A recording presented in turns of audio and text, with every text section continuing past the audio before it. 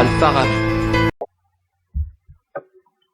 Bonjour et bienvenue dans cette vidéo du protocole RIP version 2. Alors, avant de vous parler de ce protocole, la configuration de base, son fonctionnement avec le VLSM, le CID, la vérification, le dépannage et la sécurité, je vais d'abord vous expliquer les raisons qui ont poussé les concepteurs à passer de la version 1 vers la version 2. Alors, les raisons sont multiples. Les principales, je vais vous les énumérer. L'impossibilité de transmettre le masque du sous-réseau avec les routes. Donc, le fait que RIP n'inclut pas le masque du sous-réseau avec les adresses réseau dans les mises à jour, donc ça veut dire qu'il ne prend pas en charge le VLSM ni le CID. Or, ces deux techniques comportent des avantages considérables dans les plans d'adressage. Pour l'agrégation, on dit alors que RIP version 1 est un protocole classful. La deuxième raison qui est assez importante également, c'est l'insertion du champ next hop, le tronçon suivant. Donc pourquoi? Parce que ce champ, sans doute, il va nous aider à éliminer des paquets acheminés par des sauts supplémentaires dans le système. Il est particulièrement utile lorsque RIP n'est pas exécuté sur tous les routeurs d'un réseau. C'est-à-dire, il y a d'autres protocoles qui tournent sur certains routeurs. La troisième raison, qui est pour moi une raison assez intéressante également, c'est le gaspillage de la bande passante causé par l'utilisation de l'adresse de diffusion locale 255, 255 ou 255. Toutes les stations reçoivent une copie de messages. Donc, là, pour contourner ce problème, donc RIP2 utilise l'adresse multidiffusion réservée 224.0.0.9. Du coup, seuls les routeurs RIP, seul un groupe de routeurs qui vont recevoir une copie de ce message. Du coup, moins de surcharge sur le routeur. Donc la dernière raison qui est assez importante également, c'est que les mises à jour de routage peuvent être modifiées et retournées au routeur avec des métriques fausses. Donc un hacker peut se connecter au réseau et injecter des informations incorrectes. Les tables de routage seront modifiées, du coup un acheminement incorrect du trafic. Nous allons revenir sur toutes ces notions plus tard dans cette vidéo. Cette diapo nous donne des exemples pratiques pour nous montrer les restrictions et les limites de RIP. Qu'est-ce qu'on voit ici? Une topologie composée d'un réseau WAN, et deux réseaux LAN, LAN 1 et LAN 2. Donc, à chaque fois, on a une configuration, on va travailler sur une configuration, on va analyser la situation pour savoir si RIP1 peut assurer l'échange des messages, ainsi la communication entre les différents routeurs de notre réseau. Donc, pour passer d'une configuration à une autre, on change soit les masques, soit on change les adresses du réseau d'origine. Donc, commençons par la première configuration 1. Donc, comme vous voyez ici, on a trois réseaux. Le premier réseau, c'est 182.168.1. Donc, c'est un sous-réseau du réseau .1.0. Donc, ici, on a emprunté 2 bits. Ici, c'est un autre réseau, 192.168.2.25. Donc, le réseau d'origine, c'est .2.0. Ici, le réseau d'origine, c'est .2.0. C'est la même chose, c'est le même réseau, c'est le WAN. Ici, l'autre là, c'est .3.0. les réseaux d'origine. On a 3 réseaux d'origine différents. Quand je dis d'origine, ça veut dire l'adresse réseau avec le masque par défaut des classes A, B et C. Donc, examinons la première situation. Donc, RIP va essayer d'envoyer l'adresse de ce réseau à partir via cette interface. Donc, comment il procède? Il commence par la comparaison de 2 adresses. L'adresse, bien sûr, des réseaux d'origine. J'insiste, les réseaux d'origine. Ici, les réseaux d'origine, ils sont différents. Point 1, point 0, point 2, point 0. Donc, RIP va annoncer cette adresse, mais avec le masque par défaut. Il ne va pas annoncer 192.168.1.128 parce que celui-là, c'est un sous-réseau du réseau .1.0. Donc, on a emprunté 2 bits, ça veut dire qu'on a 4 sous-réseaux. Le premier commence par 0, l'autre c'est .64, l'autre c'est .128 et 192.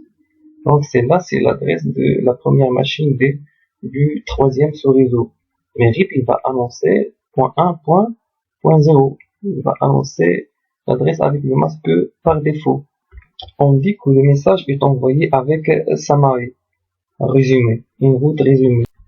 Maintenant, à la réception, une fois le message arrive à l'interface S0 du deuxième route, sur l'autre côté, bien sûr, RIP, il va pas la rajouter directement dans la table de routage, il va faire certaines comparaisons. Il commence par, c'est presque la même chose, il fait la comparaison des adresses, l'adresse de réseau d'origine de l'interface sur laquelle il a reçu ce message, sur l'adresse S0 avec la route annonce, avec l'adresse de la route annoncée. Est-ce que leur réseau d'origine est identique?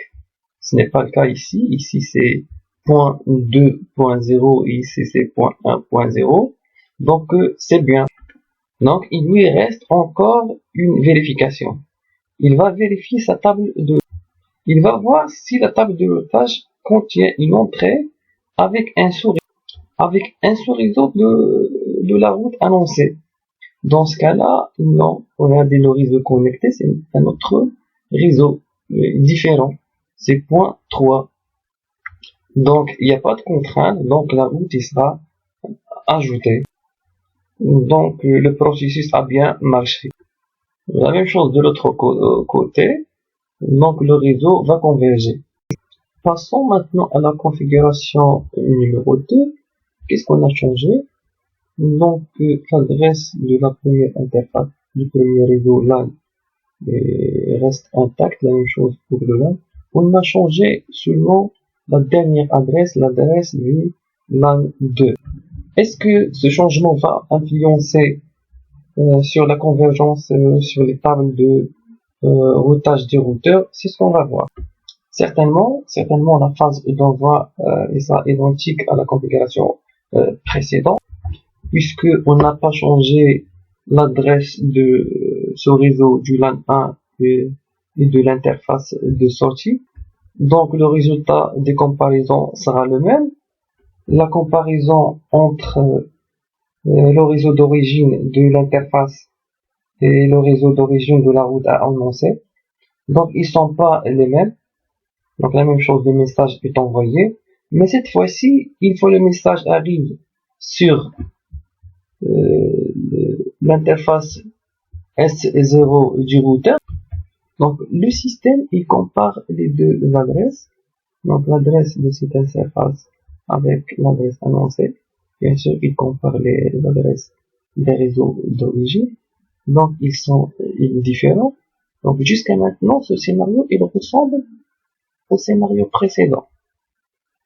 Donc c'est bien. Mais avant d'ajouter cette entrée dans la table de routage, qu'est-ce qu'on a dit? Il doit vérifier dans la table de routage, le sous-routeur, est-ce qu'il y a un sous-réseau du réseau annoncé, de celui-là. Or, c'est le cas de notre cas. Comme vous voyez ici, ce réseau, donc c'est un sous-réseau, vu c'est 192.168.1.1 sur 26. Ça, c'est un sous-réseau du réseau 192.168.1.0. Donc, le message, il sera ignoré. Il ne sera pas rajouté.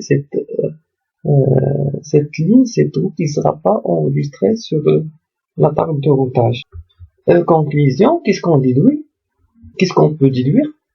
Donc, ce scénario nous confirme que RIP1 ne résout plus les réseaux discontinus. Il ne résout plus le problème des réseaux discontinus. Comme vous voyez ici, on a deux sous-réseaux du réseau. Le réseau original d'origine, c'est 192.168.1.0.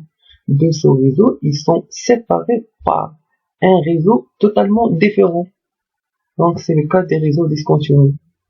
Donc, avec les réseaux discontinus, les routeurs ils ne peuvent plus communiquer entre eux avec RIP1.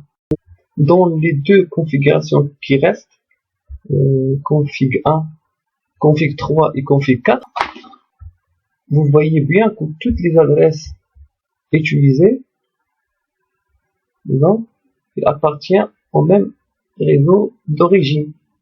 C'est le point 1.0 pour toutes les adresses. Cette fois-ci, on va jouer sur les masques. Le processus d'échange des messages des RIP est le même. Donc, ça commence par la comparaison entre ces deux adresses. Cette fois-ci, comme vous voyez, donc on a le même réseau. Par contre, les deux situations précédentes, on avait deux réseaux différents, les réseaux d'origine. Donc, puisque les deux réseaux, le réseau est identique, qu'est-ce qu'on va faire? Est-ce qu'on va envoyer le message? Est-ce que RIP envoie le message? Non. Non, il ne voit pas le message. Il doit faire un autre test. Le deuxième test concerne les masques. Si les adresses des réseaux d'origine sont égaux, les masques ils doivent être aussi égaux. Sinon, le message RIP ne sera plus envoyé. Donc, dans la configuration numéro 3, vous voyez, quand on fait en comparaison entre les masques, on voit qu'on a 26. Donc, slash 26, donc on a le même masque. Très bien, mais on doit faire attention. Le message envoyé, mais cette fois-ci, n'est pas avec Samari. Qu'est-ce que ça veut dire? On va pas envoyer le message, on va pas envoyer l'adresse avec le masque par défaut. On doit envoyer cette route avec le masque 26, le masque du sous-réseau. Donc je répète, parce qu'on a deux adresses qui appartiennent au même réseau d'origine et qui ont le même masque, donc le message RIP peut être, ou plutôt il sera envoyé. Maintenant passons à l'autre côté, donc à l'interface du routeur qui va recevoir ce message. Donc une nouvelle route est annoncée. Donc l'algorithme il compare les deux adresses, bien sûr, la même chose. Mais cette fois-ci, qu'est-ce qu'on a? On a le même réseau d'origine. Donc, qu'est-ce qu'on va utiliser? Donc le masque utilisé, c'est le masque de la surface sur laquelle on a reçu, on a appris cette route. Donc la route il sera ajoutée dans la table de routage avec le masque de l'interface S0, celle-là. Donc même si on dit que RIP1 est classe 1, c'est vrai que la majorité des routes sont avec le masque par défaut, classe A, classe B, classe C, mais ce n'est pas toujours le cas. Comme le montre l'exemple suivant, sur la table de routage, qu'est-ce qu'on va trouver? On va trouver une entrée avec un masque de sous-réseau. Le sous-réseau suivant, 192.168.1.128 sur 26. Pour la dernière configuration, la configuration numéro 4, je crois que c'est la plus intéressante Pourquoi? Parce qu'elle utilise des masques variables. Comme vous voyez ici sur 26, c'est le même réseau d'origine Subnetté. Donc ici sur 26, il y a un masque de 30, un masque de 30 et un masque de 25. Donc c'est très intéressant. Donc il utilise des masques variables, mais la question c'est est-ce que RIP1 peut assurer l'échange des informations entre ces routeurs? Est-ce que RIP peut remplir les tableaux de routage? La réponse est bien claire, non, non et non. Donc pourquoi? Donc qu'est-ce qu'on a dit? Il y a deux phases, la phase d'envoi et la phase de la réception. Commençons par l'envoi. RIP, il ne peut jamais envoyer des messages avec des masques variables. Donc commençons notre scénario. Qu'est-ce qu'on a dit? Pour envoyer un message RIP, qu'est-ce qu'il faut? Il faut bien sûr une comparaison entre les réseaux d'origine de la route annoncée et l'interface sur laquelle le message, à partir de laquelle il sera envoyé. Donc, puisque dans ce cas-là, les adresses qui sont identiques, c'est toujours 182, 168.1, ici 0.0 et ici 0.0. C'est du Subnetté. Ce sont deux sous-réseaux du même réseau. Donc, puisque les adresses réseau sont identiques, on va passer au masque. Donc, pour que le message passe, même les masques ils doivent être identiques. Mais puisque ces deux masques sont pas identiques, le premier sur 26 et l'autre sur 30, qu'est-ce qu'on va dire? On déduit que le masque il ne sera plus envoyé. C'est pour cela on dit que RIP ne supporte pas le VLSM. Ce qu'il faut retenir, c'est que RIP1 ne supporte pas le VLSM, comme le montre la configuration numéro 4, et aussi il ne gère pas les réseaux discontinus, comme le montre cette configuration, la configuration numéro 2. Vous voyez ici, on a un réseau Subnetté, donc il appartient au même réseau d'origine 192.168.1.0, mais ces deux sous-réseaux ils sont séparés par un réseau et totalement différent. Donc RIP n'a pas réussi à remplir les tables de routage. Donc je le répète, le scénario est composé de deux phases, la phase d'envoi et la phase de réception. Pour la phase d'envoi, pour que le message soit envoyé, on a deux cas. On a deux cas où le message est envoyé. Donc si le réseau de l'interface et le réseau d'origine de la route annoncée sont pas les mêmes, le message sera envoyé. Le deuxième cas, s'ils sont égaux, et aussi ces masques ils sont égaux. Donc les réseaux ils sont égaux et les masques ils sont égaux. Dans ce cas-là, le message il sera envoyé aussi. Mais si les adresses des réseaux, les adresses des réseaux d'origine sont égaux et les masques ils sont pas égaux, le masque il sera plus envoyé. Donc on a deux cas. La phase de la réception, donc à la réception, donc l'algorithme il compare l'adresse annoncée avec l'interface d'entrée. Donc avec l'interface sur laquelle le routeur a reconnu cette route. Si ces deux adresses partagent le même réseau d'origine, une route, une entrée sera rajoutée dans la table de routage, mais avec le masque de l'interface des routeurs qui a reçu ce message. Sinon, il ajoute à la table de routage avec le masque par défaut, ça veut dire avec Samari, avec le masque par défaut des classes A, B et C, à condition que la table de routage ne doit pas contenir un sous-réseau de l'adresse annoncée. Passons maintenant à un autre critère. Le champ next hop, le tronçon suivant. Le but de ce champ, c'est de réduire le nombre de sauts. Donc, il est souvent utilisé lorsque RIP n'est pas utilisé sur tous les routeurs, c'est-à-dire il y a d'autres protocoles. Comme le montre l'exemple suivant, il y a RIP, il y a ESPF. Normalement, avec RIP 1, qui n'utilise plus ce champ-là, comment les choses se déroulent? Donc, on suppose qu'un routeur, il informe un autre sur une route. Par exemple, le routeur D, il informe le protocole de routeur A1 sur un autre, sur un autre network. Donc, il lui annonçait une route. On suppose que donc la route, ça enregistré bien sûr dans un paquet de routage. On suppose que un message de données, le protocole A dispose d'un ensemble de données à envoyer à ce réseau-là. Donc certainement, il va passer par D.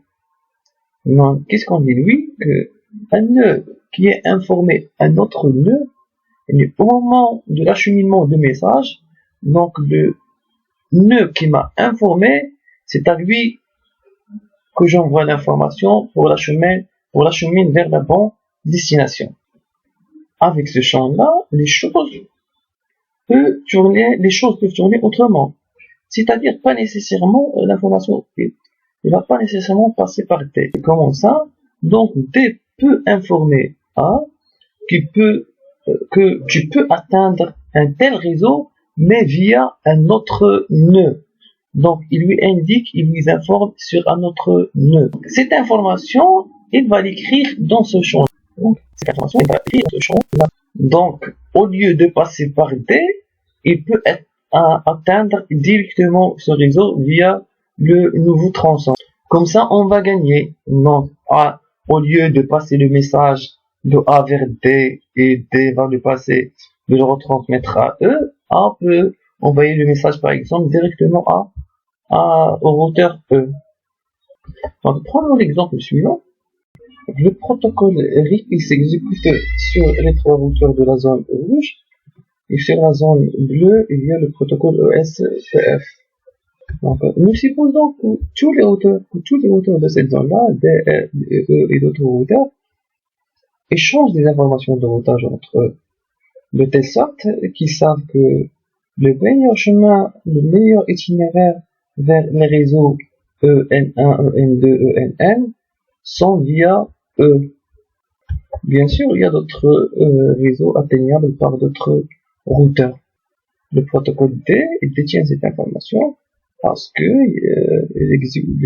le protocole SPF tourne sur le routeur D, donc il échange l'information avec le protocole E.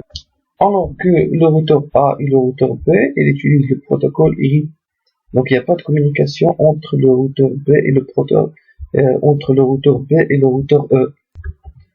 Donc c'est grâce au routeur D où les deux protocoles tournent. Donc les routes collectées par SPF sont redistribuées au routeur RIP. Par la suite, RIP partage ces informations avec les autres routeurs de sa zone. Comme ça, même les autres routeurs, le routeur A et le routeur B, peuvent atteindre ces réseaux-là, mais qui a informé ces deux routeurs, c'est bien sûr le routeur D. Mais est-ce que les messages vont passer par D? Pas nécessairement. Parce que D, il va utiliser ce champ-là, donc le champ nextRoute, pour indiquer le tronçon suivant. Qu'est-ce qu'il va dire? Il va informer D que si tu veux atteindre ce réseau-là, tu peux passer directement par E. Donc il va écrire dans ce champ les informations sur le routeur E. Donc comme ça, on va gagner un saut. Les informations vont plus passer par D après D et va les retransmettre à E. Donc sans le saut suivant ou le nextRoute, il serait nécessaire pour tous les routeurs de cette zone-là, la zone bleue, la zone en SPF, ils doivent exécuter le protocole RIP2 pour éliminer les sauts supplémentaires. Mais grâce à ce champ-là, seulement le protocole D qui exécute à la fois RIP et SPF. Passons maintenant à une autre qualité du RIP, du protocole RIP version 2 par rapport à la version 1. On va parler de la sécurité. Contrairement à RIP 1 qui n'est pas sécurisé, RIP 2 est sécurisé. En effet, RIP 2 possède l'option de l'authentification qui n'existe pas dans la première version. En fait, RIP 2 possède l'option de l'authentification qui n'existe pas dans la première version. Donc, supposons qu'on a une topologie un petit peu compliquée, un routeur, un autre routeur, donc tous les routeurs ils sont connectés entre eux. Peu importe la manière avec laquelle ils sont connectés, l'essentiel c'est qu'ils sont connectés entre eux à notre routeur. On a plusieurs réseaux. Donc les réseaux, tous ces routeurs ils sont connectés entre eux par des commutateurs ou par des liaisons directes.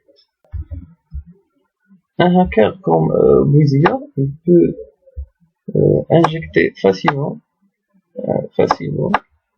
des messages RIP dans le réseau. Il va, par exemple, si il va se connecter à un communicateur qui se connecte à notre routeur. Donc, qu'est-ce qu'il va dire? Il va dire, moi, je connais ce réseau, par exemple, avec une meilleure